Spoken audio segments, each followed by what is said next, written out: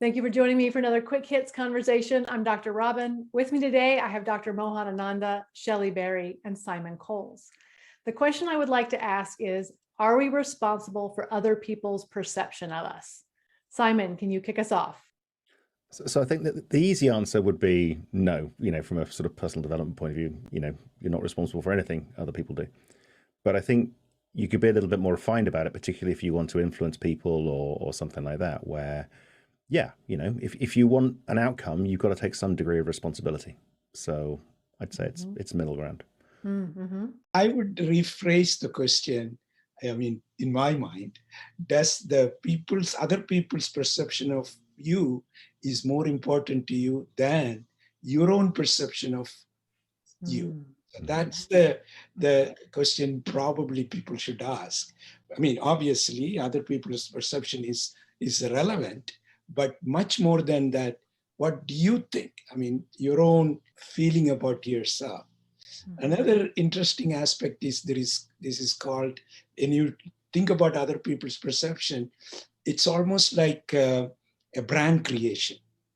Exactly. That you create a brand and want to make sure, but it could be a little bit phony if that's what you are really looking into.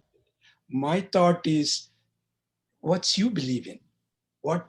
How you want to do it. I mean, you can certainly have this social marketing, brand creation, and all those things. In some cases, it may be relevant, but ultimately, it's who you are. What do you think of yourself? That's the way I would approach that problem. Yeah, I like that. All those perspectives. Yeah, just the simple answer would be no, but maybe yes. So I think it depends on who is perceiving you and what kind of influence or effect they have on your life as to whether or not their perception is important for you to make sure that they understand. I think we're all born with an innate desire to belong. I think we're all born with an innate desire to understand, to be understood. And so in some ways, if I become aware that someone's perception of me is off, is not the reality, or is not the way I want to be perceived, and then I don't say anything about it and I allow it to go on, then I guess in one way I'm responsible for the outcome of that, good or bad.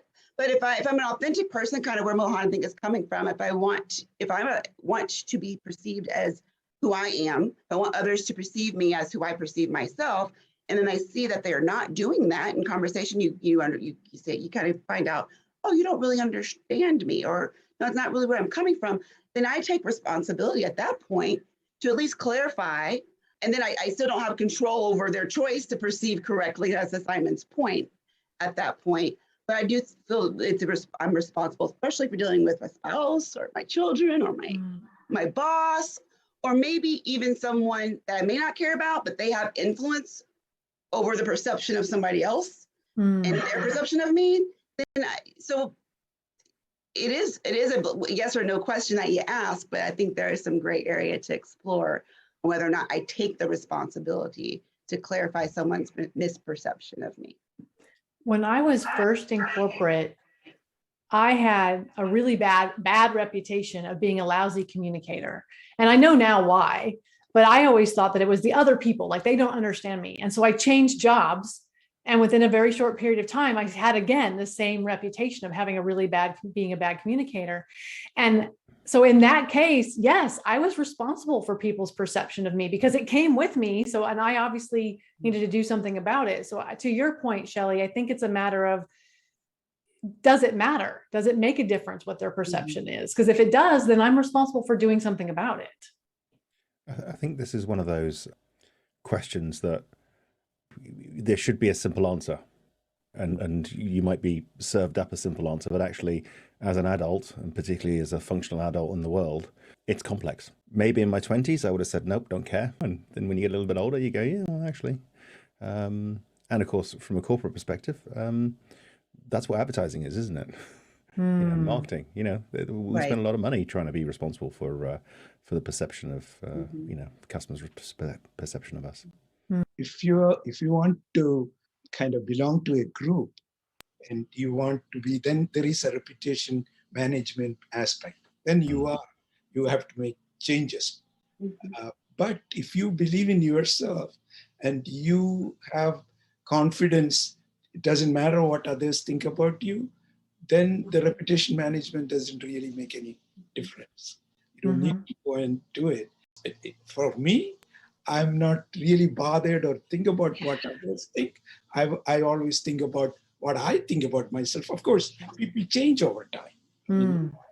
It's not like you are like this and continues to be that. People change and you adapt to changes, but you make the changes as you want, but not by the requirement that you want to be liked by or loved by other people. Maybe one of the conditions of whether or not it's a yes or no has to do with your position at work or in life right now. If you're in position where you're a student and you're dependent upon, or you're interviewing for a job and you're dependent upon the boss at work, then their perception of you is going to matter more than maybe if you've started your own business, you're the president CEO of your own business, you're running things, and I guess it still could matter. It just maybe depends on your position in the circumstance that you're in. Another thought I had was, when it comes to being responsible for their perception, only to a degree, because even if you are still presenting yourself, Robyn, maybe you did present yourself as someone who now communicates really well, and you've changed who you are, and that it's clear that that's not your perception, still doesn't guarantee that others aren't going to see you that way. You know, like you can lead a horse to the trough, but you can't make them drink, kind of thing. You can't make them swallow the truth. So sometimes I think that can be a factor as well. But as far as it depends upon me, I like to be responsible for being perceived correctly to that person that's got maybe more of an influence to make a difference in my life. Even with that, I just want to say, there is this general statement: you don't judge the book by its cover. So the perception could be deceptive. So you have to have a direct relationship. You have to go and read the book, not just look at the cover. So from that point of view, I mean, you are obviously responsible for everything you do. There is no question about it. But it's not, you should not change yourself because what others would think about you, feel about you. You have to ask questions, what do you think about yourself? I think another interesting question is, are we responsible for our perception of others? You know, are you just going on first impressions, or are you acting with a loving, compassionate heart towards people, or are you just firing off whatever your prejudices are? Well, and if we want people to give us the benefit of the doubt, there's a actor who says what other people think of me is none of my business. And that's a really calloused, easy way to say humans don't matter to me. But that's not true. Like, we do matter to each other. And so if I want people to give me the benefit of the doubt and give me a second chance to have, undo a bad first impression, then I have to be gracious to do that for others too. Yeah. And did you say an actor said that, Dr. Robyn? So again, I'm back.